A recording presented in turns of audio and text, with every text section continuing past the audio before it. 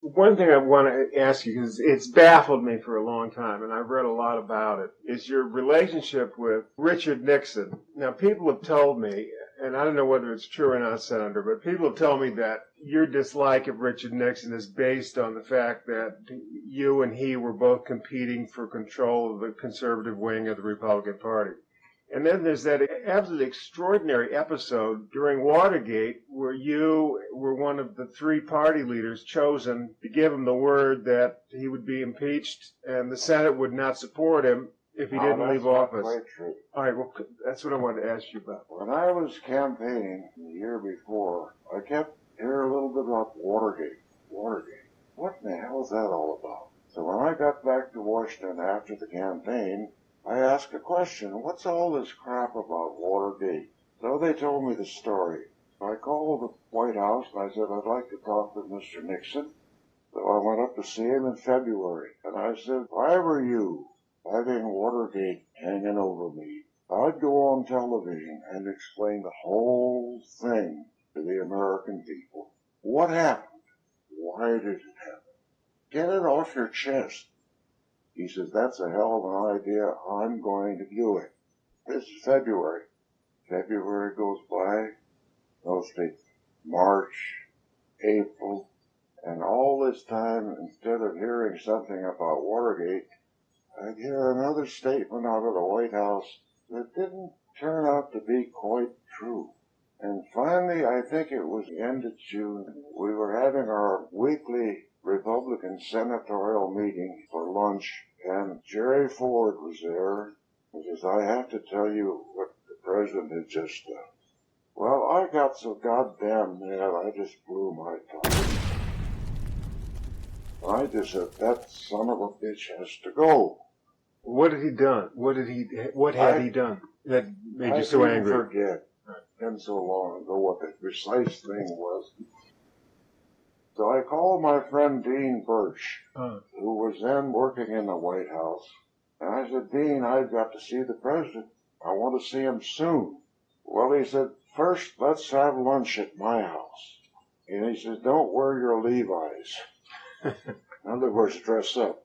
So I got dressed up, went out to his house, and there was Alexander Haig and Dean, and his wife served lunch, and then we went back to the White House, and I was told that the president would see me at 4 o'clock. In the meantime, John Rhodes had been asked to come. Oh, right. And Senator from Pennsylvania. Oh, what? Scott with the mustache. Hugh Scott. And at 4 o'clock, we walked in the Oval Room, and there was the president. He had his feet up on the desk like he just shot a hole in one, all smiles. He didn't talk about anything. And finally, I just said, Mr. President, we're here about Watergate and the latest mistake you made, which we were told about. Well, he didn't say much, and it's getting harder and harder for me to remember precisely what he said, except that he wanted to think about it, and was something to the effect that maybe I'd be better off not being president. Sort of laughed about that. We went outside for a press conference, and we decided not to say a single thing about anything we talked about. We'd just been there to talk about business, which we did. I got back to the Senate, and the press was already interpreting my visit to the White House as tantamount to the Republicans asking Richard Nixon to quit. You didn't do that? No, and I called a press conference real fast. And in the press gallery, I said, look, gentlemen, this is wrong. We didn't talk about this. If anything comes up, you'll be the first ones to know it. Well, then in a little bit, we get word that he was going to have a meeting in his office with the Republican senators that night.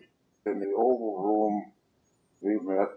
I can't even remember who was there. But the room was full of Republican senators. And he announced that he was going to resign. All of us cried a little bit. But I never have forgiven him. I've always said, a man who will lie to his country, to his wife, and to his children is no good. I've talked to him once in all the years since then. only seen him once. That was at his home over in San Clemente. And my wife lived in Newport Beach. So I just went down and said, hello. Because of what I do for a living, I meet a lot of political figures. And I've gotten to know Jimmy Carter pretty well. And I've interviewed Ford and Reagan and Clinton. Spent a lot of time with him. And I just wonder, just briefly, what do you think of Ford as presidents, Ford and Carter? Well, I think Ford brought respect back to the White House. And that's the greatest thing he did. When he left that office, the office had been elevated again to where the American people really thought highly of it.